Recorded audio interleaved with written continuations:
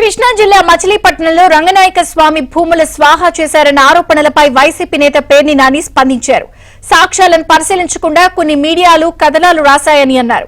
రంగనాయక స్వామి ఆలయ ఆస్తులను 2006లో పలువురు ఆక్షన్లో పాల్గొని కొంటే దోచుకోవడం ఎలా అవుతుందని పేర్ని నాని ప్రశ్నించారు. మీరు పాటలోకి వచ్చాక నేనెట్టా దొబ్బేస్తాను, దేవుడు ఆస్తి నేనెట్టా కొట్టేస్తాను. మీరు ఇంతమంది మీ భార్య గారి పేరు మీద సరే ఇవన్నీ అనుకుందాం. మీరు నేను ఎమ్మెల్యే ఉండగానే కమ్మ సంఘం ఎదురుకుండా 2000 చిల్లర గజాలు మీరు ఉప్పాల రామస్ గారి కుటుంబం కలిసి మీరు పాడుకున్నారు కదా. ఎంతకు పాడుకున్నారు? మరి నేనెందుకు వదులుతాను? మీకు నేనే కొట్టేస్తాగా. ఇప్పుడు దేవుడు ఆస్తే కొట్టేస్తున్నప్పుడు మీదెందుకు కొట్టాను? మీకెందుకు ఇస్తాను? విషం చిమ్మటాకి ఉచ్చం నీచం వయస్సు విచక్షణ ఉండవా అని అడుగుతున్నాను.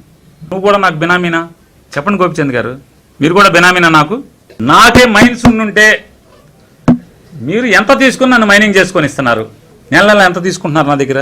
మరి నా మైన్స్ జోలికి ఎందుకు రావట్లా? నాకు మైన్స్ ఉంటే నలిపేయాలి కదా నన్ను మా అబ్బాయిని జైల్లో ఇస్తాను. ఈడీ వస్తుంది, ఇన్కమ్ ట్యాక్స్ వస్తుంది, విజిలెన్స్ వస్తుంది అన్నావు కదా. మైన్స్ రాదా?